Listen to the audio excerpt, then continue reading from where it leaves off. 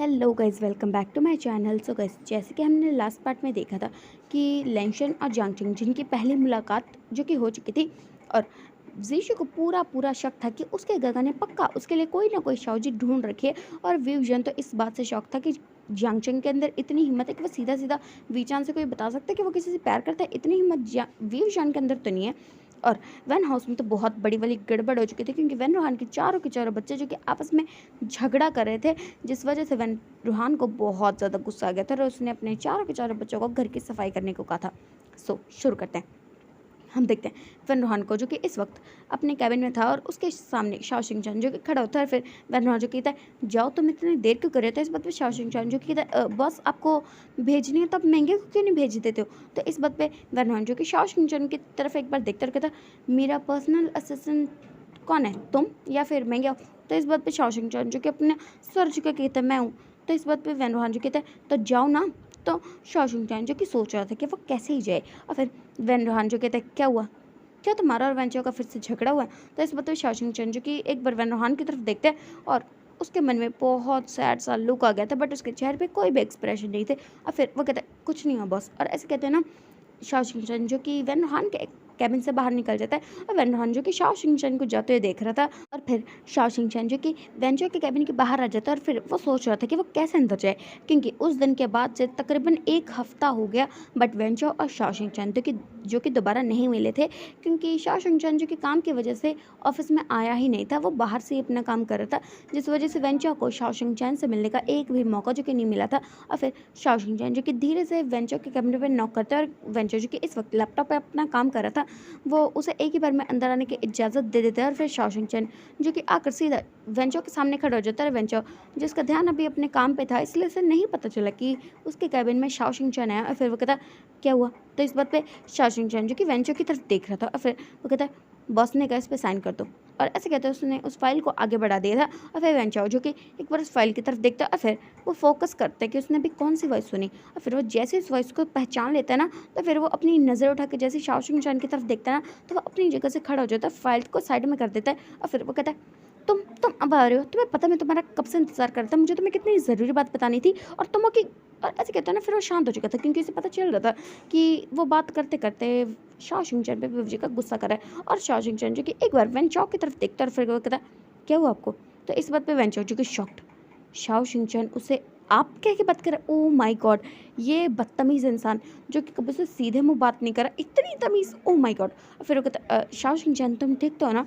तो शाओ शिंगचन जो कहता है, मुझे कुछ नहीं हुआ, मैं बिल्कुल ठीक हूँ, वैसे बॉस ने कहा इस पर साइन कीजिए, मुझे जल्दी जाना भी है वापस। तो इस बात पे वेंचो जो कहता है, नहीं तुम इतनी आसानी से नहीं जा सकते, मुझे तुमसे बात करनी है। तो शाओ शिंगचन वो जो कि कहता है, पर मुझे आपसे कोई बात नहीं करनी है। और ऐसे कहते हैं वो दोनों जो कि अपने आप आपस में आर्ग्यूमेंट कर रहे थे। और तभी कैबिन का डोर बिना नॉक हुए लिली जो कि अंदर आ जाती है, और फिर वो उन दोनों को देख रही थी, जहाँ पर वो लोग जो कि आर्ग्यूमेंट कर रहे थे, जहाँ पे शाओ शिंगचन जो कि कहते थे कि उसे यहाँ से जाना है, बट वेंचो जो कि उसे जाने नहीं दे रहा था, और उसने शाओ शिंगचन का हाथ पकड़ा होता है। फिर लिली जो कि अंदर घुस आती है बिना इजाज़त लिए, और फिर वो कहते वेंचो। और फिर वेंचो जो कि एक बार लिली की तरफ देखता है, और शाओ शिंगचन जो कि जैसे लिली को देखता है ना, तो उसे उस दिन का इंसिडेंट जो कि याद आ चुका था कि कैसे ये लिली की बच्ची जो कि वेंचो की गोद में गिरी हुई थी। और फिर वो वेंचो की तरफ देखता है और अपना हाथ उसे छुड़वा लेता है, और फिर कहता है, मुझे जाना है। और ऐसे कहते हैं ना, वहाँ से निकल जाता है। और फिर वेंचो जो कि शाओ शिंगचन को जाते देखता है, और जैसे ही शाओ शिंगचन वहाँ से चला जाता है ना, तो वो लिली की तरफ गुस्से में देखता है और कहता, तुम्हारी हिम्मत कैसे हुई, मैं तुम्हें कितनी बार कहना ऐसे बिना इजाज़त लिए मत आया करो। तो इस बात पे लिली जी कहते, इसमें मेरी क्या गलती है, वैसे भी वो काम की वजह से आया था, और काम तो उसका हो चुका था ना। और वैसे भी मैं तो यहाँ काम की वजह से आई थी, मैं टाइम पास करने के लिए थोड़े ना आई थी। और ऐसे कहते हैं उसने एक बहुत ही ज़्यादा क्यूट सा फेस बनाया हुआ था, और वो वेंचो को देख रही थी, और वेंचो जो कि सोच रहा था कि इस पागल से बहस करने का कोई फ़ायदा है। और दूसरी साइड से शाओ शिंगचन जो कि फाइल को अंदर ही भूल चुका था, इसलिए उसने फिर से एक बार डोर ओपन किया था, बट जैसे ही उसने अपने सामने ये लिली का क्यूट बनना और वेंचो का उसे फेस टर्न कर लेना देखा ना, तो उसका दिल जो कि एक बार फिर से हज़ारों टुकड़ों में टूट गया, क्योंकि उसे लगा कि ये लिली जो कि वेंचो से यहाँ पर फ्लर्ट कर रही है। और ऐसा देखते हुए शाओ शिंगचन जो कि एक बार फिर से डोर को बंद करके ना वहाँ से चला जाता है, और फिर वेंचो जो कि एक बार उस लिली की तरफ देखता रहता, ये फालतू के रिएक्शन देना बंद करो, जिस काम की वजह से यहाँ पे आई हो वो करो और जाओ यहाँ से। और ऐसे कहते हुए वो जाके वापस अपनी चेयर पे बैठ चुका था और फिर लिली, जिसे तो ना बहुत ज़्यादा गुस्सा आ रहा था कि वेंचर शॉ शिनचैन की वजह से उस पर गुस्सा करे, और फिर वो अपने काम को वहाँ पर करती है और उसके बाद वो वहाँ से बाहर निकल आती है। और जैसे ही वो बाहर निकलते हैं तो उसके चेहरे पे एक बहुत बड़ी वाली सी ब्राइट स्माइल थी, और फिर लिली जो कि वहाँ से चली जाती है। और उसके बाद हम देखते हैं दूसरी साइड, जहाँ पे इस वक्त जियांग चंग जो कि अपने कॉलेज में था और वो चुपके चुपके से वांग जी के साथ पार्किंग लॉट में आ चुका था। और फिर वांग जी जो कि कहता है जियांग चंग हम यहाँ पे क्यों आए हैं, तो जियांग चंग जो कहता है वांग जी बस देखता है कि मैं क्या करने वाला हूँ। और ऐसे कहते हैं ना, जियांग चंग जो कि छुपते छुपाते हुए ना एक कार के पास पहुंच जाता है और उस कार के टायर के सारे की सारी हवा जो है निकाल देता है। और फिर वांग जी जो कहता है हाँ ये क्या कर रहा है, तू पागल हो चुका है क्या, तो जीशु की कार के टायर क्यों पंचर कर रहा है। तो इस बात पे जियांग चंग जी कहता है वो तुझे ना बहुत जल्दी पता चल जाएगा, और जब तुझे पता चलेगा ना तुझे भी बड़ा इंटरेस्ट आने वाला है। तो इस बात पे वांग जी कहता है सच सच बता तू क्या करने वाला है, तो जियांग चंग जी कहता है मैं कुछ भी नहीं करने वाला हूँ। और ऐसे कहते हैं ना, वो जीशु के कार के सारे टायर को पंचर करके ना वहाँ से भाग जाते हैं। और फिर हम देखते हैं सीधा छोटे का टाइम, जहाँ पे जीशु जो कि जैसे अपनी कार के पास आता है तो वो देखता है उसकी कार के टायर जो कि पंचर है। और फिर वो कंफ्यूज कि सुबह तक तो उसकी कार ठीक थी, ये खराब कैसे हो गई। और ऐसे सोचता है जीशु जो कि बहुत ज़्यादा कंफ्यूज हो चुका था। और फिर वांग जी और जियांग चंग जो कि उसके पास आता है, फिर वो कहते क्यों हुआ जीशु। तो फिर जीशु जो कि जियांग चंग की तरफ देखता कहता पता नहीं किस पागल ने ना मेरे कार के टायर की हवा निकाल दिया। तो इस बात पे वांग जी जो कि जियांग चंग की तरफ देखता है, फिर जियांग चंग जो कि उसे इशारा करता है चुप रहे। और फिर वांग जी जो कि चुप कर जाता है। फिर जियांग चंग जी कहते हैं ओ ये तो बहुत बड़ी गड़बड़ हो गई ना। तो इस बात पे जीशु जी कहते हैं हाँ गड़बड़ तो हो चुकी है, मैं क्या करूँ। और ऐसे सोचते हैं जीशु जी के कन्फ्यूजन में था। और तभी जियांग चंग जी कहते हैं तो अपने भाई को क्यों नहीं बुलाता।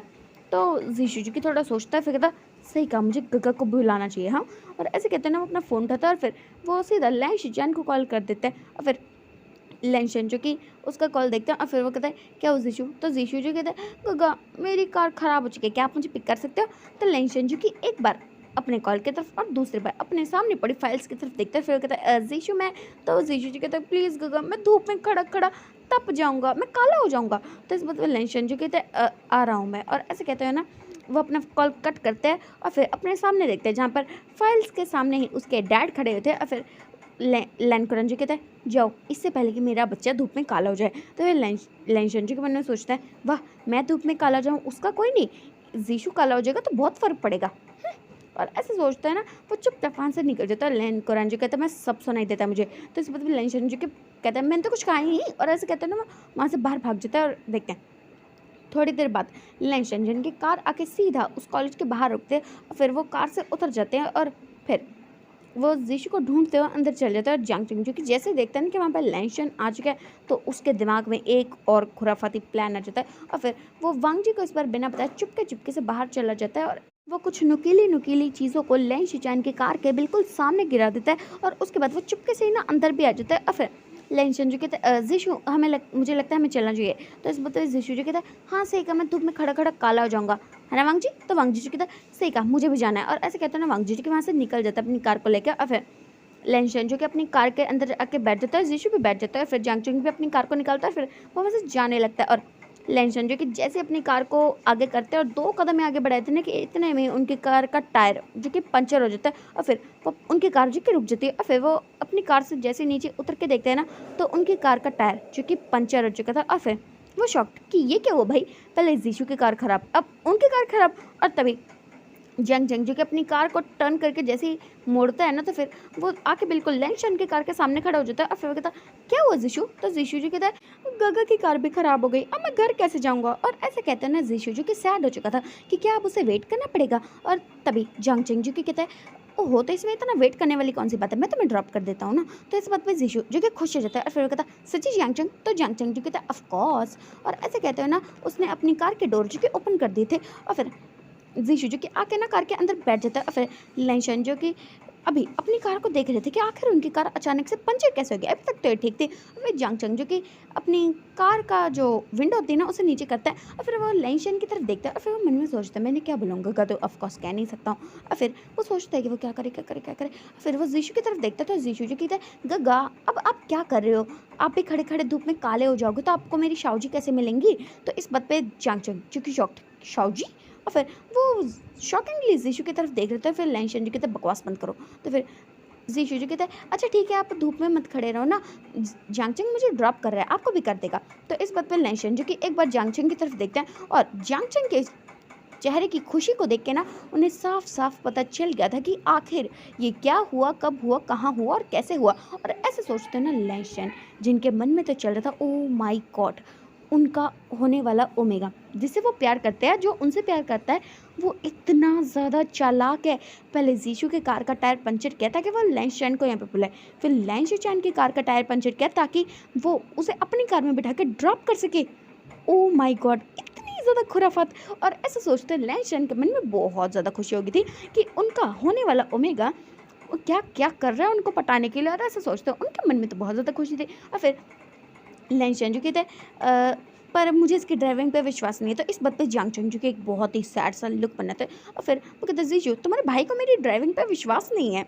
तो इस बात पे जीशु जी कहता है, गगा आपको बिल्कुल विश्वास नहीं है, ये तो बहुत ज़्यादा गलत बात है। और ऐसे कहते हैं ना, जीशु जी की कार से उतर जाता है और फिर पीछे का डोर ओपन करता है और वहाँ पे जाके बैठ जाता है। और फिर वो लैंशन को कहता है, गगा एक काम करो, अपना आगे बैठ जाओ और अगर आपको लगे ना कि जियांगचंग सही नहीं चला रहा तो उसे इंस्ट्रक्शन देना, ठीक है।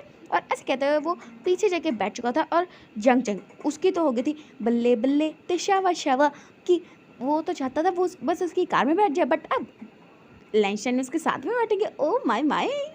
और ऐसा सोचते जियांगचंग के मन में तो बहुत सारे लड्डू फूट रहे थे। और फिर लैंशन जो कि एक बार जीशु की तरफ देखता है और दूसरी बार वो जियांगचंग की तरफ देखता है और जियांगचंग के चेहरे पे खुशी तो साफ साफ झलक रही थी। और उन्हें आखिरकार ये बहुत अच्छे से समझ में आ चुका था कि उनके ओमेगा ने उसे अपनी कार में बिठाने के लिए क्या क्या खुराफात की है।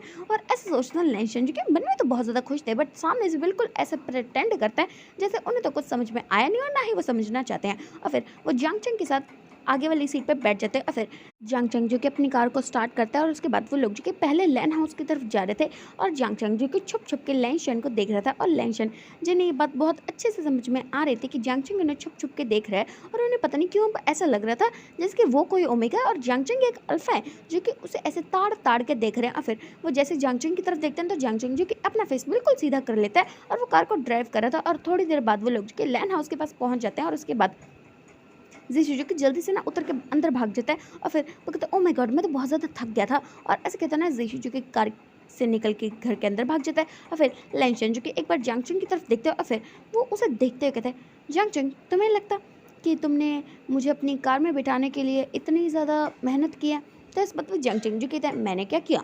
तो फिर लैंशन जो कहता है, यू लिटिल ओमेगा, ज़्यादा ऐसा प्रेटेंड मत करो कि तुम्हें कुछ समझ में नहीं आ रहा।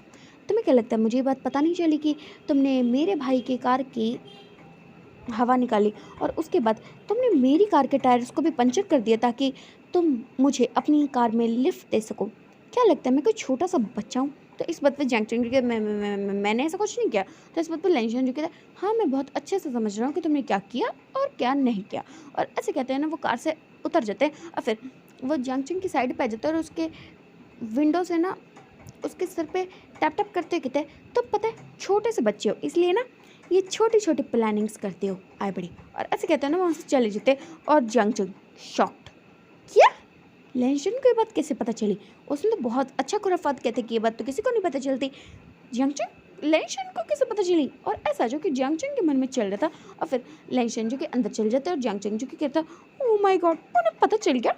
माय गॉड, वो क्या सोच रहे होंगे मेरे बारे में कि क्या मैं एक नंबर का ठरकी हूँ, मैं कहूँ जो अल्फा को पटाता हूँ?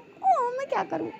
और ऐसे सोचते हुए ना जियांगचंग जो कि परेशान हो चुका था कि वो क्या करे। और फिर लैंशन जो कि वापस से बाहर आते हैं और फिर वो जियांगचंग के सामने खड़े हो जाते हैं। जियांगचंग जो कि जैसे अपनी नज़र उठा के देखते हैं तो वो डर जाते हैं, कहते तो आप यहाँ क्या करें? तो इस बात पे लैंशन जो कहते, तुम थक गए ना कार को ड्राइव करते कहते कॉफ़ी? तो फिर जियांगचंग जो कहता, नहीं मैं दोपहर में कॉफ़ी नहीं पीता, मुझे भूख लगी है, मैं खाना खाना है इसलिए मैं घर जा रहा हूँ। और ऐसे कहते हैं ना, वो जल्दी से वहाँ से भाग जाता है और लैंशन जो कि उसे जाते हुए देखते हैं। और फिर वो कहते हैं, सच में क्या इसका कुछ हो सकता है? कुछ नहीं हो सकता। बड़ा आया था ऐसा प्रेटेंड करने वाला कि मुझे तो कुछ पता ही नहीं है, आया बड़ा अल्फा पटाने वाला, कुछ पता होता है इसको ना, कुछ नहीं हो सकता इसका। और ऐसे सोचते हैं ना, लैंशन जो कि घर के अंदर चल जाता है और फिर जियांगचंग जो कि कार को ड्राइव करते हैं वापस से अपने घर पे आ जाता है। और वो तो इस चीज़ से कंफ्यूज था कि लैंशन को पता चला कैसे। बट अब ये बात जियांगचंग को कौन बताए कि लैंशन ही उसे पसंद करते हैं। और वो जब ये बात जानते हैं कि जियांगचंग उन्हें पसंद करते हैं तो ऑफकोर्स वो ये जान ही जाएंगे ना कि जियांगचंग ने ही ऐसा किया होगा। अब ये बात पहले जियांगचंग को तो कौन ही समझे। और फिर हम देखते हैं वी विशान की साइड, जो कि इस वक्त बहुत ही ज़्यादा कन्फ्यूजन में अपने कैबिन में बैठा हुआ था। और फिर श्वेंग जो कि उसके पास उतर के था, क्या सोच रहे तू? तो वी विशान जो कहते हैं, मैं सोच रहा हूँ कि मैं जान को कैसे पटाऊँ। तो इस बात पे श्वेंग जी की थोड़ा सोचता है, फिर वो कहता है, ओह माय गॉड, ठरकियों को भी ज़रूरत पड़ती है ये जानने की कि वो किसी को कैसे पटाएं। तो इस बात पे विवेचन जी को उसको गुस्से में घूरते रहे, क्या कहा तूने? तो श्वेंग जी कहता है, हाँ सही तो का एक नंबर का ठरकी है तो ठरकी।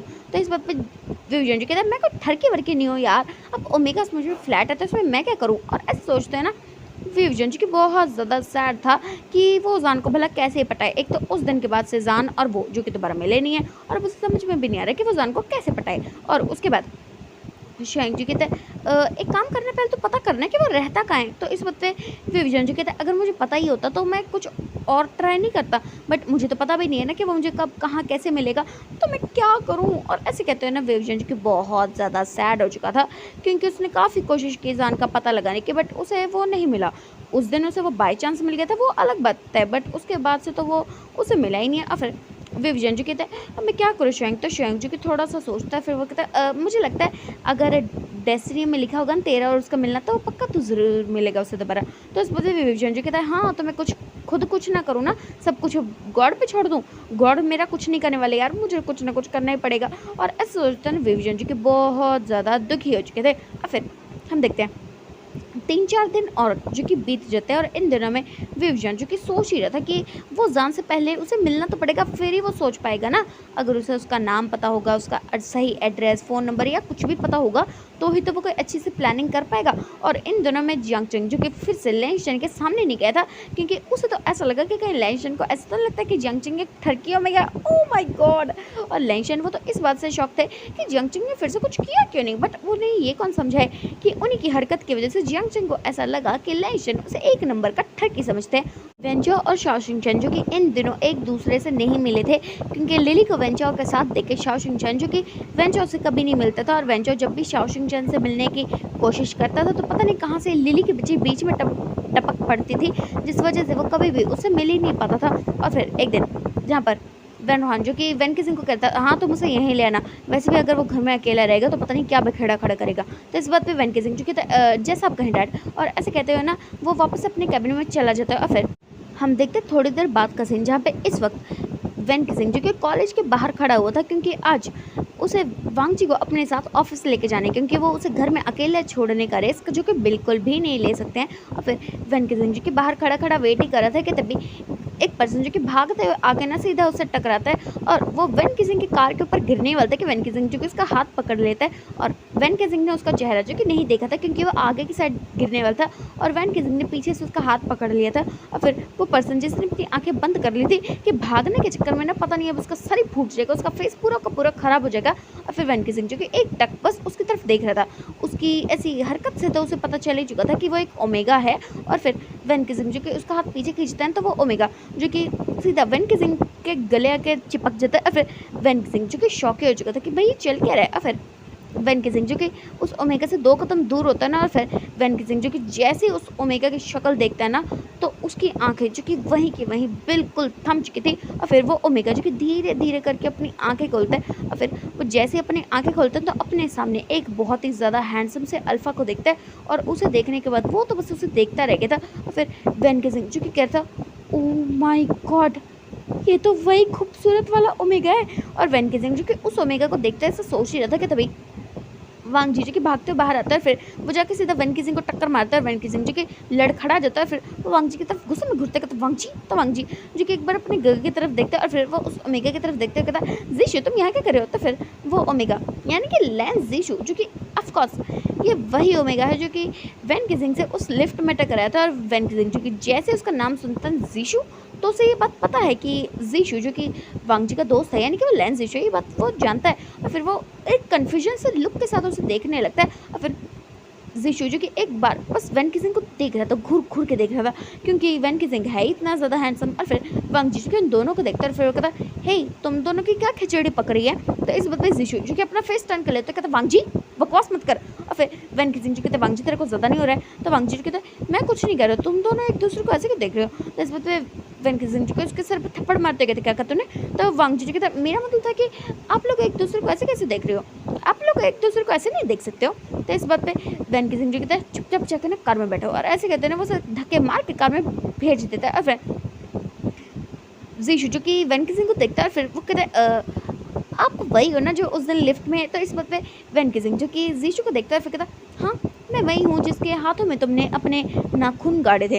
तो इस बात पे जीशु जो कि थोड़ा एम्बेरस हो जाता है कि उसने गुस्से सॉरी डर के चलते हुए वैन किसिंग के हाथों में नाखून गाड़ देते। और फिर वो उसकी तरफ देखता है, फिर अपने सर झुका कहते हैं आई एम सॉरी, वो क्या है ना मुझे डर लगता है तो मुझसे गलती हो जाती है, आई एम सॉरी। और ऐसे कहते हैं ना उसने अपने सर झुका लिया था। फिर वैन किसिंग जो कि उसे देख रहा था, सिर्फ देख रहा था कि सच में ये कितना ज़्यादा क्यूट है। और फिर वो उसे देखते कहते क्या तुम हमेशा डरते ही रहते हो। तो इस वक्त जीशु जो कि अपना सर उठाता है और फिर वो वैन किसिंग की तरफ एक कन्फ्यूजन लुक देता है। तो वैन किसिंग जो की तरफ देखा ना उस दिन भी तुम डर गए थे और अभी भी तुम डर गए थे ना जब तुम्हें लगा कि तुम्हारा फेस खराब हो जाएगा, है ना लैन जीशु। तो इस बात पे जीशु जो कि वैन किसिंग की तरफ देखता है और फिर वो कहता ओ माय गॉड आप वांग जी के भाई हैं ना। तो इस बात पे वैन किसिंग जो कि कंफ्यूज, और फिर वो कंफ्यूजन ही ना जीशु की तरफ देखता है। फिर जीशु जो कि वैन किसिंग की तरफ देखते कहता है आप वांग जी के भाई है फिर भी मुझसे ऐसा सवाल कर रहे हैं। तो इस बात पे वैन किसिंग जो कि थोड़ा सोचता है और फिर उसको वो बात समझ में आ जाती है जो कि आखिरकार जीशु कहना चाहता है। और फिर वो कहता ठीक है मेरी ही गलती कि मैंने तुमसे ये सवाल कर लिया। वैसे तुम लैंशन के भाई हो ना। तो इस बात पे जीशु जो कि अपना सर हमेशा करते हुए कहता है नहीं मैं उनका भाई नहीं हूँ, वो मेरे बड़े गगा हैं। तो इस बात पे वैन किसिंग जिससे समझ में आ चुका था कि जीशु और वांग जी दोस्त क्यों हैं। और फिर वांग जी जो कि कार का डोर ओपन करता है और बाहर आ जाता है और फिर वो कहता है क्या हो रहा है यहाँ पे। तो इस बात पे वैन किसिंग जो कहता है कुछ नहीं चलो घर। और ऐसे कहते हैं वापस उसे जाके कार में बिठा देता है और फिर वो एक नज़र जीशु की तरफ देखता है और उसके बाद वो वहाँ से जाने लगता है। और जीशु जो कि बस वैन किसिंग को वहाँ से जाते देख रहा था, और जब तक वैन किसिंग उसकी आंखों से ओझल नहीं हो गया था ना वो तब तक उसे देख रहा था। और फिर जैसे ही वो वहाँ से चला जाता ना तो जीशु जो कि अपने सर पर थप्पड़ मारता है, और ये ज़िंदगी में पहली बार हुआ था कि उसने किसी अल्फ़ा को इतनी ज़्यादा देर तक बेशर्मों की तरह देखा है, सीरियसली। और जीशु जो कि ऐसे सोचता है ना अपने सर पर ना थप्पड़ मार लेता है और अपने दिमाग में आने वाले ऐसे वैसे ख्यालों को लात मार के ही बाहर रोक देता है। और फिर वो भी वहाँ से चला जाता है। और फिर वांग जी जो कहता गगा आप जीशु से क्या बात कर रहे थे, क्या आप उसे पहले से जानते हो। तो इस बात पे वैन किसिंग जो कि उसे देखकर कहता मैं उसे नहीं जानता। तो फिर वांग जी जो कहता अगर अच्छा अगर आप लोग एक दूसरे को जानते हो तो बात किस बारे में कर रहे थे। तो वैन किसिंग जो कहता है कुछ नहीं मैं उसके भाई को तो जानता हूँ ना। तो इस बात पे वांग जी जो कहता हाँ आप उसके बड़े भाई को तो जानते हो बट इसमें जीशु का क्या काम है। तो वैन किसिंग जो कहता वांग जी बकवास बंद करो वरना मैं कार को रोकूंगा और तुम्हें यहीं फेंक दूंगा। तो इस बात पे वांग जी जो कहता हाँ और डैड फिर आपको ना उठाकर गटर में फेंक देंगे। तो इस बात पे वैन किसिंग जो कि गुस्से में वांग जी की तरफ घुरता कहता बदतमीज़ बच्चा। और फिर वो कार को ड्राइव करते हुए अपने ऑफिस की तरफ जाता है और वांग जी जो कहता है गगा हम घर नहीं जा रहे हैं। तो इस बात पे वैन किसिंग जो कहता है बिल्कुल नहीं हम ऑफिस जा रहे हैं क्योंकि तुम्हें घर में अकेले छोड़ने का रिस्क हम नहीं ले सकते। तो इस बात पे वांग जी जो कि एक बहुत ही सैड सा लुक बनाते कहते हैं ये तो बहुत ज़्यादा गलत बात है। और फिर वैन किसिंग जो कहते हैं क्या तुम्हें ऑफिस नहीं जाना घर छोड़ दूँ मैं तुम्हें। तो वांग जी जो कहता है नहीं मुझे जाना है मुझे डायरा से मिलना है। और ऐसे कहते हैं वो जिद करने लगता है। वैन किसिंग जो कहता है तो चुपचाप बैठे रहो वरना मैं सच में कार को रोकूंगा और तुम्हें पानी में फेंक दूंगा। तो इस बात पे वांग जी जो कहते हैं गगा बहुत ज़्यादा बुरे हो। और ऐसे कहते हैं ना वो मुँह फुलाता है। फिर थोड़ी देर बाद वैन किसिंग की कार जो कि वैन कंपनी के बाहर आकर रुकते हैं और वांग जी जो कि कार से बाहर की तरफ भागने लगता है और वो ऑफिस के अंदर चला जाता है। और वैन किसिंग जो कि उसे जाते देख रहा था और फिर वो सोचता है कि क्या इस छोटे से बंदर का कुछ हो सकता है। और जैसे ही वो अपनी कार से उतरा ना तभी उसके दिमाग में जीशु का ख्याल लगा और फिर वो सोचने लगा ओह माय गॉड वो ओमेगा कितना ज़्यादा क्यूट है यार। बट उसे ये भी तो पता है कि वो लैन खानदान से है, यानी कि वो लैन कुरैन का बेटा है, उसका और उसका कभी कुछ हो भी सकता है। इस बात की तो उसे बिल्कुल भी कोई उम्मीद ही नहीं है। और ऐसा सोचते वैन किसिंग जो कि सैड हो चुका था बट फिर वो अपने दिमाग में आने वाले ऐसे ख्यालों को बाहर ही छोड़ के ना ऑफिस के अंदर चला जाता है। और वांग जी जो कि भागते अपने डैड के ऑफिस की तरफ जा रहा था कि तभी लिली जिसकी नज़रें जो कि वांग जी पे पड़ती है और जैसे ही वो उसे देखते हैं तो उसके दिमाग में पता नहीं क्या आता है, वो वांग जी की तरफ जाने लगता है। और वांग जी की भाग के अपने डैड के कैबिन की तरफ जा ही रहा था कि लिली जो कि अपने पैर बीच में अड़ा देते हैं जिस वजह से वांग जी जो कि डिसबैलेंस होकर आगे की तरफ गिरने ही वाले थे कि तभी दो हाथ जो कि उसे पकड़ लेते हैं। और फिर वांग जी जिसने अपनी आंखें बंद कर ली थी और लिली जिसके चेहरे पे एक बहुत बड़ी वाली इविल स्मेल थी कि वांग जी गिरेगा और उसे चोट लग जाएगी, ऐसा जो कि लिली का मानना था। बट वांग जी जो कि बिल्कुल भी नहीं गिरा था और तभी उसके कानों में कुछ दो चिल्लाने वाली वॉइस सुनाई देती है और फिर वांग जी जो कि जैसे अपनी आंखें खोलता है ना तो फिर वो सीधा खड़ा हो जाता है और फिर वो उन दोनों की तरफ देखता है और वो कहता है तो वेंचो जो कहता है वांग जी क्या तुम देख के नहीं चल सकते, अगर अभी तुम गिर जाते तो मैं लग जाती तो। और ऐसे कहते हैं वो वांग जी को डांट रहा था और फिर वांग जी जो कि अपना सर झुकाता है और फिर वो कहता है मैं जानबूझ के थोड़े ना गिरा था। तो इस बात पे वेंचो जो कहता है वांग जी अगर तुम्हें लग जाती तो इस बात पे वांग जी जो कि थोड़ा सैड हो जाता है और फिर वो अपने दूसरे गगा की तरफ देखता है, फिर वो कहता है गगा। तो इस बात पे शाओशिंग चैन जो कहते हैं वांग जी बस बहुत हो गया तुम्हारा, देख के नहीं चल सकते तुम, अभी तुम्हें लग जाती ना तो पता है क्या हो जाता, बॉस ना हमें बहुत मारते। तो इस बात पे वांग जी जो कहता है हाँ मैं गिर जाता तो डैडा आप सबकी पिटाई कर देते। तो इस बात पे शाओशिंग चैन जो कहता है बकवास, और ऐसे कहते हैं ना वो सिर्फ स्टन कर लेता है। फिर वांग जी जो कहता है अच्छा ठीक है मैं ध्यान से चलूंगा, और वैसे भी मैं जानबूझ के थोड़ा ना खुद गिरा था, मुझे तो ऐसा लगा जैसे किसी ने मुझे धक्का दे दिया। तो इस बात पे लिली जो कि डर जाती है कि अगर वेंचो को ये बात पता चल गई कि लिली ने उसे धक्का दिया था तो पता नहीं लिली का क्या होगा। फिर वेंचो जो कहते क्या कहा तुमने वांग जी, तो वांग जी जो कहते कुछ नहीं होगा। और ऐसे कहते हैं ना फिर वो 2 कदम पीछे होता है, फिर वो एक बार वेंचो और शाओशिंग चैन की तरफ देखता है और फिर वो उन दोनों को देखते हुए कहते हैं गगा आपको पता है मैं गिरने से बच चुका हूँ। तो इस बात पे वेंचो जो कि कहता है मुझे दिख रहा है, समझ में आई तुम्हें बात। तो वांग जी जो कहते हैं हाँ मैं गिरने से बच चुका हूँ, तो आप दोनों ने अभी तक अपना हाथ क्यों पकड़ा हुआ है। और ऐसे कहते हैं ना वो उन दोनों की तरफ देख रहा था क्योंकि जब वांग जी गिरने वाला था तो उन दोनों ने साथ में आकर उसे बचाया था, जिस वजह से उन्होंने एक दूसरे का हाथ पकड़ लिया था और अभी तक वो हाथ जो कि छूटा नहीं है। और फिर वो दोनों जो कि एक बार वांग जी की तरफ देखता है और दूसरी बार अपने हाथ की तरफ देखता है और फिर उसे छुड़वा लेता है। और फिर शाओशिंग चैन जी कहता है मुझे बहुत सारा काम है, और ऐसे कहते हैं ना वो वहाँ से जाने लगता है। और तभी उसकी नज़रें जो कि लिली पे पड़ जाती है, जो कि वांग जी अब नहीं गिरा तो उसके चेहरे पे एक बहुत ही गुस्से वाला लुक था, जिसे देखने के बाद शाओशिंग चैन को थोड़ा सा अंदाज़ा हो जाता है कि आखिर इसका रिएक्शन जो कि ऐसा क्यों है। और फिर उसके बाद लिली जो कि पैर पटकते हैं ना वहाँ से चली जाती है और वेंचर जो वापस से अपने कैबिन में चला जाता है और वांग जी जो कि अपने डैडा के कैबिन की तरफ जा रहा था और शाओशिंग चैन से बहुत ज़्यादा गुस्सा आ जाता है। और लिली जो कि अभी जा ही रही थी कि शाओशिंग चैन जो कि इसका रास्ता काटता है और उसे अपने कैबिन में ना खींच लेता है। और फिर लिली जो कहते हैं शाओशिंग चैन तुम, और इससे पहले कि वो कुछ और कहते कि शाओशिंग चैन जो कि उसे खींच के चाटा मार देता है। और लिली जिसका फेस जो कि बिल्कुल टेढ़ा हो चुका था और फिर वो गुस्से में शाओशिंग चैन की तरफ देखता है और वो उसे कुछ कहने के लिए अपना मुंह खोलते उससे पहले ही शाओशिंग चैन जो कहता है हाउ डेयर यू, तुम्हारी हिम्मत कैसे है, तुमने वांग जी को जानबूझ के गिराने की कोशिश की ना। तो इस बात पर लिली जो कहते हैं मैंने ऐसा, और फिर शाओशिंग चैन जो कि उसे गुस्से में घूरते कहते हैं मुझसे झूठ बोलने की कोशिश भी मत करना, ज़्यादा ना तुम्हें इतराओ मत, ठीक है ना। तुम्हें क्या लगता है जिस तुम वेंचो के पीछे से मंडराती रहोगी तो क्या होगा। हाँ अगर वांग जी को एक खरोच भी आ जाती ना तो वो तुम्हें मार डालने से पहले ना एक बार के लिए भी नहीं सोचता, और अगर तुमने दोबारा ऐसी वाहियात हरकत की ना तो मुझसे बुरा तुम्हारे लिए कोई भी नहीं होगा, ये बात याद रखना।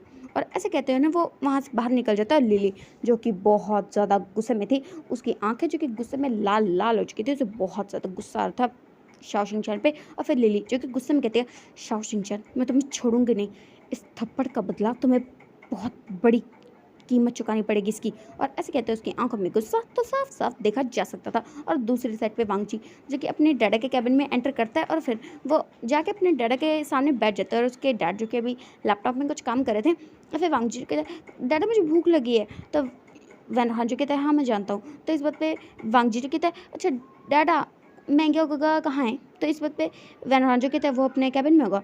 तो वांग जी जो कहता है तो क्या मैं उनके पास जाऊँ। तो वैन जी कहता है तुम्हें जाना है तो जाओ, बट वो काम कर रहा होगा। तो वांग जी कहते हैं हाँ डरे ये बहुत ज़्यादा गलत बात है, मैं आज यहाँ पे आया हूँ और आपने शाओशिंग सॉरी महंगे और गग्गा को काम दे दिया, बिल्कुल भी नहीं, मुझे नहीं पता, मुझे उनके साथ बातें करनी है। तो इस बात पे वैन जी कहते हैं देखो महंगे को बहुत सारा काम है, तुम उससे बातें नहीं कर सकते फालतू की। तो इस बात पे वांग जी कहते हैं मैं फालतू की बातें नहीं करता, मैं बहुत सीरियस बातें करता हूँ डैडा। तो इस बात पे वैन जी कहते हैं वांग जी, तो वांग जी कहते हैं नहीं नहीं नहीं मुझे जाना है, मुझे जाना है, मुझे जाना है, मुझे महंगे के पास जाना है। तो वैन जी कहता है ठीक है उसका काम हो गया होगा जाओ। और फिर वांग जी कहता है थैंक यू डैडा, और ऐसे कहते हैं ना वो वापस से वहाँ से भाग जाता है। फिर ना वो महंगे के पास पहुँच जाता है जहाँ पे महंगे जी के काम कर रहा था। और फिर वांग जी की महंगे के सामने आके बैठ जाता है और उनके हाथों से उसकी सारी की सारी फाइल्स जो कि छीन लेता है और बंद करके साइड में रख देता है। और फिर वो कहता है देखो गगा अभी मैं हूँ तो आप मुझसे बात करोगे, आप कोई काम धाम नहीं करोगे। और फिर महंगे जो कि बस उसे देख रहा था कि इस बंदर से कोई बात करने का कोई फ़ायदा है, इसको कुछ भी कोई इसने करनी तो अपनी मन की है। और फिर मैंगो जो कि अपनी फाइल्स को बंद करके ना साइड में रख देते हैं और फिर वो दोनों जो कि आपस में बातें करने लगते हैं। और दूसरी साइड पे लिली जो कि गुस्से में आग बबूला हो चुकी थी, और फिर वो जैसे ही शाओशिंग चैन के कैबिन से बाहर निकलती है ना तो उसके बाद वो अपने कैबिन में आ जाती है। और जैसे वहाँ पे आते हैं तो किसी को बार बार कॉल ट्राई करी थी और उसका कॉल जो कि पिक नहीं हो रहा था। और फिर हम देखते हैं एक दूसरी साइड पे जहाँ पे एक पर्सन जो कि चेयर पे बैठा हुआ था और वो जगह जो कि बहुत डार्क सी थी, बट ऐसा लग रहा था जैसे वो एक बहुत ही बड़ा सा रूम हो और वहाँ पर उसका कॉल जो कि बार बार रिंग किया जा रहा था, बट वो पर्सन जो कि अपने कॉल को फुल टू गंदा वाला इग्नोर कर रहा था। और दूसरी साइड पे लिली जो कि बहुत ज़्यादा गुस्सा हो जाती है, फिर वो गुस्से में ना अपना फ़ोन पटक देती है और फिर ना लिली जो कहते हैं तुम मेरा फ़ोन नहीं उठा रहे हो, तुम्हारी वजह से यहाँ पर कितना कुछ हो रहा है, मैं उस शाओ शिंगचैन को छोड़ूंगी नहीं। और ऐसे कहते हैं लिली जो कि बहुत ज़्यादा गुस्से में थी। और फिर उसका कॉल जो कि एक बार फिर से रिंग होता है, मतलब उसने अपना एक कॉल फ़ोन तो तोड़ ही दिया था, बट उसका एक दूसरा फ़ोन था जो वो जैसे पिक करते हैं तो फिर वो कहते हैं मिल गया तुम्हें वक्त, मैं कब से तुम्हें कॉल ट्राई कर रही हूँ और तुम मुझे अब कॉल कर रहे हो, मुझे तुम्हें कितनी बार बताना पड़ेगा कि मेरे कॉल्स को इग्नोर मत किया करो। तो इस बात पे वो सामने वाले पर्सन जो कहता है क्या प्रॉब्लम है तुम्हें। तो फिर लिली जो कहते हैं मुझे शाओ शिंगचैन का खून करना है। तो इस बात पे वो पर्सन जो कहता है तुम्हें जो करना है करो, मुझे फ़र्क नहीं पड़ता, बट अगर तुम्हारी वजह से मेरा प्लान ख़राब हुआ या फिर तुम्हारी वजह से कुछ भी गड़बड़ हुई ना, तो याद रखना मैं तुम्हें ज़िंदा जला दूंगा। तो इस बात पे लिली जो कहते हैं मुझे इस बारे में कोई बहस नहीं करनी, मुझे बस उस शाओ शिंगचैन को मारना है। एटलीस्ट मुझे उसे सिर्फ मारना नहीं है, उसका वो हल करना है कि अगले 7 जन्मों तक ना वो याद रखे कि उसने किससे पंगा लिया था। तो इस बात पे वो सामने वाले पर्सन जो कहते हैं ओह, तो मैं समझ चुका हूँ कि तुम करना क्या चाहते हो, वेल तुम उसके साथ जो करना है करो, मुझे कोई फ़र्क नहीं पड़ता, बट अगर मेरे प्लान में कोई भी गड़बड़ हुई ना, तो याद रखना मैं तुम्हारे साथ कुछ भी कर सकता हूँ और तुम जानती हो कि मैं कभी झूठ नहीं बोलता। तो इस बात पे ले लीजिए कि मैं तुम्हें बहुत अच्छे से जान चुकी हूँ कि तुम कितना झूठ बोलते हो और कितना सच। और ऐसे कहते हो ना वो अपना कॉल जो कि कट कर देते हैं और फिर हम देखते हैं दूसरी साइड जहाँ पे वो पर्सन जो कि अपना कॉल कट करता है और फिर वो अपने फ़ोन को अपने हाथ में घुमाते हुए कहते हैं हाँ, लगता है ये तो मरने वाली बहुत जल्दी, मुझे एक नए प्यादे की ज़रूरत है, बट उसे मनाने के लिए कुछ तो करना पड़ेगा। और ऐसे कहते उसके चेहरे पे एक ईवल सी स्माइल थी। और फिर हम देखते हैं सीधा शाम का सीन जहाँ पर वैन रोहान जो कहता है मुझे लगता है तुम दोनों को जाना चाहिए। तो इस बात पे शाओ शिंगचैन और मेंग्याओ जो कि एक बार वैन रोहान की तरफ देखता है, फिर कहता है यस बॉस। और ऐसे कहते हो ना वो वैन रोहान के कैबिन से निकल जाते हैं और अपने अपने कैबिन में जाके अपनी फाइल्स को लॉक करके और फिर वो ऑफिस से बाहर निकल जाते हैं। और दूसरी साइड पे लिली जो कि अभी खिड़की से उन दोनों को जाते हुए देख रही थी और फिर उसके चेहरे पे एक बहुत बड़वाली सी इविल स्माइल आ जाती है। फिर वो अपना कॉल उठाते हैं, किसको कॉल करते हुए कहती है देखा वो जा चुका है, अब कुछ ऐसा करो कि उस ओमेगा को पछतावा हो कि उसने मुझसे पंगा लिया था। और ऐसा कहते हुए उसके चेहरे पे एक बहुत ही गुस्से वाला लुक था। और तभी उसके कैबिन का डोर जो कि अचानक से ही ना बंद हो जाता है और फिर लिली जो कि पीछे की तरफ देखती है तो वो देखते हैं कि उसके कैबिन का डोर जो कि बंद है। और फिर उसे लगता है कि शायद यहाँ पे कोई था क्योंकि उसने किसी की वॉइस सुनी थी। और ऐसा सोचता है लिली जो कि देख रही थी, बट उसे वहाँ पे कोई भी नहीं दिखता है। और फिर वो सोचती है कि शायद उसका वहम है। और दूसरी साइड पे शाओ शिंगचैन जो कि अपनी कार को ड्राइव करते हुए ना अपने घर की तरफ जा ही रहा था कि तभी एक ब्लैक कलर की बड़ी सी कार जो कि शाओ शिंगचैन की कार को ओवरटेक करते हुए उसके सामने आके खड़ी हो जाती है। और शाओ शिंगचैन जिसकी कार के ब्रेक्स जो कि अचानक से पता नहीं क्यों बट लग नहीं रहे थे और उसके कार के ब्रेक्स जो कि नहीं लगते और शाओ शिंगचैन की कार जो कि जाकर सीधा उस ब्लैक कार से टकरा जाती है। शाओ शिंगचैन का सर जो कि जाके सीधा स्टेयरिंग से टकराता है और उसकी कार जो कि रोल रोल होते हुए आगे की साइड पे उल्टे होकर गिर जाती है और उसकी कार का डोर जो कि टूट चुका था। और फिर तभी उस ब्लैक कार में से ना 2-3 लोग जो कि बाहर निकलते हैं और फिर वो उस कार को देखते हुए कहते हैं क्या लगता है कि ये ब्लास्ट हो जाएगी। तो इस बात वो दूसरा पर्सन जो कहता है मुझे नहीं लगता ये ब्लास्ट होगी, वैसे भी हमने इतना बुरा एक्सीडेंट नहीं किया।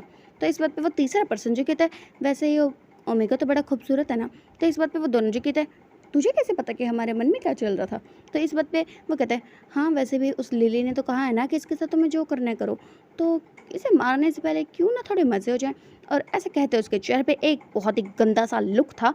और वो तीनों जो कि एक बहुत ही गंदा सा इंटेंशन लेके शाओ शिंगचैन की कार की तरफ जा रहे थे। और शाओ शिंगचैन जो कि आधा बेहोशी की हालत में हो चुका था क्योंकि उसके सर से जो कि खून बह रहा था, उसकी आंखें जो कि आधी बंद थी और आधी खुली हुई थी।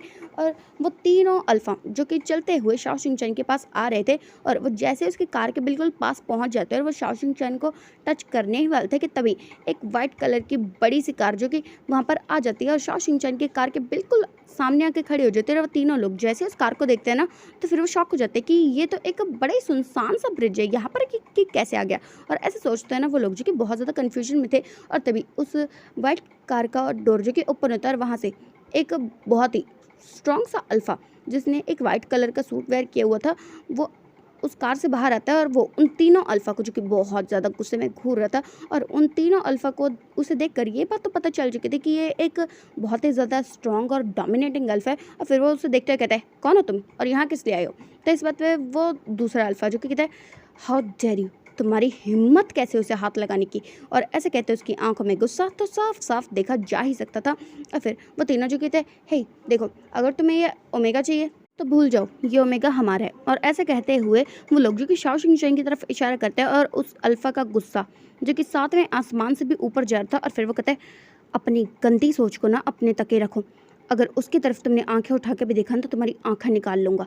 और ऐसे कहते हैं उसकी आवाज़ में और उसके चेहरे पे गुस्सा जो कि साफ साफ देखा जा सकता था। और फिर वो तीनों अल्फ़ा जो कहते हैं, बहुत हो गया, बहुत टाइम वेस्ट कर रहे, ख़त्म करो इससे, वैसे भी हमें और भी बहुत सारे काम हैं। और ऐसे कहते हैं ना वो तीनों अल्फ़ा जो कि उस अल्फ़ा की तरफ बढ़ रहे थे, और तभी वो अल्फ़ा जो कि उन तीनों अल्फ़ा की इतनी अच्छी सी धुलाई करता है ना कि वो तीनों, वो तो बस डर ही चुके थे और उन्हें ये तो बहुत अच्छे से पता चल गया था कि ये कुछ ज़्यादा ही मस्क्यूलर अल्फ़ा है। और फिर वो उसे गुस्से में घूरते हुए कहते हैं, तुम्हें तो मैं छोड़ूंगा नहीं। और ऐसे कहते हैं ना वो लोग जो कि अपनी नाइफ्स को निकाल लेते हैं और फिर वो उस अल्फ़ा की तरफ बढ़ते हैं। बट वो अल्फ़ा जो कि बहुत ज़्यादा स्ट्रॉन्ग था, जिस वजह से उसकी एक भी वार जो कि उस अल्फ़ा को नहीं लगता है, और फिर उसका बहुत हो जाता है कि अब उसे इन तीनों अल्फाज पे बहुत ज़्यादा गुस्सा आ रहा है। और फिर वो अपनी गन को निकालता है और उसे लोड करता है और फिर उन्हें गुस्से में घूरते हुए कहता है, जाओ यहाँ से और मर जाओ, और याद रखना जिसने तुम्हें काम दिया है ना वो भी बहुत जल्दी तुम्हारे पास आएगा। और ऐसे कहते हैं ना वो अपनी गन से उन तीनों बंदों को शूट कर देता है और वहीं के वहीं वो तीनों जो कि मर जाते हैं। और फिर वो अल्फ़ा जो कि शाओ शिंगचैन की कार के पास जाने लगता है, और शाओ शिंगचैन जिसकी आंखें जो कि ऑलमोस्ट बंद होने के कगार पे थी बट थोड़ी बहुत खुली हुई थी, और फिर वो अल्फ़ा जो कि आके शाओ शिंगचैन के सामने खड़ा हो जाता है। और फिर शाओ शिंगचैन जो कि उसे देखते कहता है, वेंचाओ, और ऐसे कहते हुए ना वो बेहोश हो जाता है। और फिर वो अल्फ़ा यानी कि वेंचाओ जो कि शाओ शिंगचैन को उसकी कार से बाहर निकालता है, उसे अपनी आर्म्स में कैरी करता है और अपनी कार में उसे बिठाकर ना वहाँ से ले जाता है। और फिर थोड़ी देर बाद वेंचाओ जिसकी कार एक बड़े से घर के पास आके रुकती है, और फिर वो अपनी कार से उतर जाता है और फिर वो साइड का डोर ओपन करता है और शाओ शिंगचैन को फिर से एक बार अपनी आर्म्स में कैरी करके ना उस घर के अंदर ले आता है। और फिर वो एक रूम का डोर ओपन करता है और शाओ शिंगचैन को वहाँ पे आराम से लेटा देता है। और उसके बाद वो उसे देखने लगता है कि शाओ शिंगचैन के सर से जो कि खून बह रहा है, उसे काफ़ी चोट लग चुकी है। और ऐसा सोचते हुए ना वेंचाओ का गुस्सा जो कि सातवें आसमान से भी ऊपर जा रहा था, और फिर वो मन में सोचता है, लिली तो मैं तुम्हें जिंदा नहीं छोड़ूंगा। और ऐसा सोचते हुए उसकी आंखों में गुस्सा जो कि साफ साफ देखा जा सकता था। और फिर वेंचाओ जो कि डॉक्टर को वहाँ पे बुला लेता है, और थोड़ी देर बाद तक शाओ शिंगचैन की मरहम पट्टी जो कि हो जाती है, और शाओ शिंगचैन जो कि बेहोश था यानी कि वो सो रहा था। और फिर हम देखते हैं सीधा अगले दिन का सीन, जहाँ पे हम देखते हैं कॉलेज का सीन, जहाँ पे जियांग चंग, जीशु, वांगजी और उनके कुछ और दोस्त जो कि सब मिलके वांगजी को कहते हैं, वांगजी तुम्हें मानना पड़ेगा, देखो तुम हार गए और तुमने वादा किया था कि अगर तुम हार गए तो तुम कुछ भी मानोगे, एटलीस्ट ये रूल था गेम का। और ऐसे कहते हैं वो सब लोग जो कि वांगजी को कहते हैं, वांगजी जो कि कहता है, यार तुम लोग मुझे मरवाना चाहते हो क्या? मैं ये करूँगा ना तो वो मुझे खून कर देंगे मेरा। और ऐसे कहते हुए ना बेचारा वांगजी जो कि उनसे बचने की ट्राई कर रहा था, और फिर जियांग चंग जो कि कहता है, नहीं नहीं नहीं वांगजी, देखो अगर कोई भी हारता ना तो उसे ये करना ही पड़ता, और वैसे भी तुम्हारा काम तो बहुत ज़्यादा आसान है। तो इस बात पे वांगजी जो कहता है, अच्छा हम गेम खेल रहे थे तो ये किसने कहा था यार कि सामने वाले बंदे को प्रपोज करना पड़ेगा? तो इस बात पे जियांग चंग जो कहता है, हाँ कहा नहीं था बट ये तो डिसाइडेड था ना कि जो कहेंगे वो करना पड़ेगा। तो इस बात पे वांगजी जो कहता है, ये गलत बात है, तुम लोगों ने मिलकर मुझे हराया है। तो इस बात पे वो सब लोग जो कहता है, वांगजी देख अब तो चीटिंग कर रहा है। तो वांगजी जो कि थोड़ी देर तक मन मुशक्कत करता है कि उसे ये चीज़ ना करनी पड़े, बट वो अपने दोस्तों से बिल्कुल भी नहीं जीत पाता है, क्योंकि वो सब लोग जो कि मिलकर एक गेम खेल रहे थे और उनमें ये शर्त लगी हुई थी कि जो भी हारेगा उसे बात माननी पड़ेगी। और अब वांगजी जो कि उस गेम में हार चुका है और उसके सारे के सारे दोस्तों ने मिलकर उसे ये टास्क दिया है कि कॉलेज के अंदर जो कोई भी पहला अल्फ़ा, ओमेगा या बीटा आएगा, वांगजी को उसे प्रपोज करना है। और वांगजी जो कि सोच रहा है कि अगर कोई भी एरा गैरा नत्थु खैरा आ गया तो वो क्या करेगा। और वांगजी जो कि बेचारा ऐसा सोच ही रहा है, बट उसके दोस्त उसे पता है एक नंबर के इतने कमीने हैं ना कि उसके बिल्कुल भी नहीं सुनने वाले हैं, क्योंकि अब दोपहर तो हो ही चुकी है और उन्हें ये बात बहुत अच्छे से पता है कि दोपहर के टाइम पर यहाँ पर काफ़ी सारे लोग आते हैं। इसलिए उन्होंने इसी वक्त वांगजी को टास्क दिया और वांगजी के मन में सोचे, हे भगवान प्लीज़ कोई अल्फ़ा या बीटा ना हो, अगर ओमेगा होगा तो वो कहने के बाद कह सकते हैं ना मैं तो प्रैंक कर रहा था, बट अगर कोई अल्फ़ा या बीटा हुआ तो वो क्या करेगा। और ऐसा जो कि वांगजी के दिमाग में चल रहा था। और फिर वांगजी जो कि जाने वाला था कि उसके दोस्त जो कि रोकते हैं और फिर कहते हैं, 1 मिनट ऐसे जाएगा क्या? और ऐसे कहते हैं ना वो एक गुलाब का रोज़ उसे दे देते हैं। और फिर वांगजी जो कहता है, एक काम करना, मेरी शादी की कसर रहेगी, एक काम कर एक रिंग भी ले आ। एक वाइन की बॉटल भी ले आ, शादी कर लेंगा ना मैं सीधा उससे, प्रपोज करने की क्या ज़रूरत है। तो इस बात पर उसके दोस्त जो कहते वांग जी, अगर तुझे उससे शादी करनी है तो वो तेरी मर्जी, बट हम तो चाहते कि बस तू प्रपोज कर दे। तो इस बात पे वांग जी जिसका मन कर रहा था ना कि अपने दोस्तों को ना खून कर दे, बट खैर ऐसा तो वो कर नहीं सकता। और फिर वांग जी जो कहता है कुत्तों को मीनों मरवाओगे क्या मुझे। तो इस बात पे उसके दोस्त जो कहते हैं हो क्या कहा वांग जी तूने। तो वांग जी जो कहता है कुछ नहीं, मरो जाके कहीं। और ऐसे कहते हैं ना, वो उस रोज़ को ले लेता है और फिर वो डोर की तरफ ना जाने लगता है और फिर वो रुक जाता है और फिर वो कहता प्लीज़ यार मत करो मेरे साथ ऐसा कमीनो। और ऐसे कहते हैं ना, वांग जी जो कि चाह रहा था कि वो उसके दोस्त उन थोड़ा तो तरस आए वांग जी पे और वो कहते वांग जी तुझे ऐसा करने की कोई ज़रूरत नहीं है, बट उसे पता है उसके दोस्त इतने ज़्यादा घटिया इतने कमीने हैं ना कि कभी नहीं ऐसा कहेंगे। और फिर वांग जी जो कि सोच रहा था पता नहीं कौन आएगा, प्लीज़ कोई ओमेगा आ जाए। और तभी उसे एक कार दिखने लगता है और फिर वांग जी जो कि जैसे उस कार को देखता है तो उसकी आंखें जो कि शौक में बड़ी बड़ी हो जाती है। उसके सारे जो दोस्त जो कि इधर उधर छुपे हुए थे वो जैसे उस कार को देखते हैं तो उनकी आंखें भी शौक में बड़ी बड़ी हो जाती है, क्योंकि ये कार जो कि उनके प्रिंसिपल की है। और वांग जी जो कि सोच रहा था ओ माय गॉड, उसे एक बुढ़े को प्रपोज करना पड़ेगा, उसकी फूटी किस्मत। वो अपने दोस्तों की तरफ देखता है कि अभी भी मना कर दो, बट उसके दोस्त जो कि बिल्कुल भी नहीं मानने वाले और फिर वांग जी के अपना फेस टर्न कर लेते हैं कि वो ऐसा नहीं करना चाहता। और तभी उसके दोस्त जो कि देख रहे थे कि प्रिंसिपल की कार जो कि आगे आई ही नहीं, वो तो वहीं से मुड़ जाती है। और फिर वो लोग जो कि सोचते हैं चलो शुक्र है कम से कम इस बुड्ढे को तो नहीं प्रपोज करना पड़ेगा उसे। और फिर वहाँ पर एक दूसरी ब्लैक कलर की कार आ जाती है और फिर वो लोग जैसे इस कार को देखते हैं ना तो वो खुश हो जाते हैं कि पता नहीं इसमें कौन आया होगा। और फिर वांग जी जो कि अपना फेस टर्न करके खड़ा होता है, उसने अपनी आंखें जो कि बंद कर ली थी क्योंकि उसे लगा कि उसे अपने ही प्रिंसिपल को प्रपोज करना पड़ेगा। ओह माय गॉड, कितनी फूटी किस्मत। और तभी वो कार जो कि वांग जी के बिल्कुल सामने आके रुक जाती है क्योंकि वांग जी जो कि बीचों बीच खड़ा होता है। और फिर उस कार का डोर जो कि ओपन होता है और वहाँ से एक बहुत ही टॉल एंड हैंडसम सा अल्फा जो कि बाहर निकलता है। और वांग जी जो कि सोचता है ठीक है अब आर या तो पार। और जैसे ही उस अल्फा की शक्ल वांग जी के सारे दोस्त देखते हैं, उनकी आंखें जो कि और ज़्यादा शौक में बड़ी बड़ी हो जाती है। 2 सेकंड के अंदर अंदर वांग जी के सारे दोस्त जो कि वहाँ से रफो चक्कर हो जाते हैं। और वांग जी के मन में सोचता है मेरे कमीने दोस्तों तुमको तो ना मैं एक ना एक दिन देख लूँगा। और ऐसे सोचता है ना वांग जी जो कि अपनी आंखों को बंद कर लेता है। फिर वो पीछे की तरफ टर्न होता है और फिर वो कहता है आई लव यू, मैं तुमसे बहुत प्यार करता हूँ, क्या तुम मुझसे शादी करोगे। और ऐसे कहते हैं वांग जी जिसने उस सामने वाले पर्सन को प्रपोज कर दिया था और उसके सामने जो इंसान खड़ा हुआ था उसकी आंखें जो कि शौक में बड़ी बड़ी हो चुकी थी। और वांग जी जिसे पता नहीं चल रहा था कि उस ये तो अंदाज़ा था कि उसे डांट पड़ेगी या फिर उस पर चिल्लाया जाएगा, बट उसे 2 मिनट तक जब कोई रिएक्शन नहीं मिलता ना तो वो धीरे धीरे करके ना अपनी आइज़ को ओपन करता है। और जैसे ही वो अपनी आइज़ को ओपन करता है ना तो उसका फ्लावर जो कि उसके हाथ से गिर जाता है। और वांग जी के दोस्त जो कि अभी दूर से इस नज़ारे को देख रहे थे छुपते हुए। और फिर जांग चिंग जी कहते हैं पक्का अगर वांग जी ने उन्हें बता दिया कि ये मेरा प्लान था तो पक्का वो मुझे मार डालेंगे। तो इस वक्त में जीशु जी कहते हैं यार ये तो बहुत गलत बात होगी, हमें तो लगा यहाँ पर कोई और आएगा, ये तेरा भाई कैसे आ गया जांग चिंग। तो इस वक्त जांग चिंग जी कहते मुझे क्या पता वो यहाँ पे क्यों गए। और ऐसे कहते हैं ना जांग चिंग जी को थोड़ा सोच में पड़ जाता है। और फिर वो एक बहुत ही शॉकिंग से लुक देते हैं जीशु की तरफ देखते हैं। फिर कहता मुझे नहीं पता था यार, बट गगा ने कहा था कि आज वो आएंगे क्योंकि मेरी कार खराब हो गई थी। ओह माय गॉड, अब भूल कैसे गया, अब मैं क्या करूँगा। और ऐसे कहते हैं ना जियांग चिक जी की बहुत ज़्यादा शौक हो चुका था क्योंकि वांग जी ने जिसे प्रपोज किया वो और कोई नहीं, वो हमारे वी वुजान जो जियांग चिंग को यहाँ पर लेने आए थे क्योंकि जियांग चिंग की कार जो कि ख़राब हो चुकी थी। और फिर वांग जी जो कि बस एक टक विवजान को देखे जाता है और विवजान उसे तो बहुत बड़ा वाला शॉक लगा था कि जान उसे प्रपोज कर रहा है सीरियसली।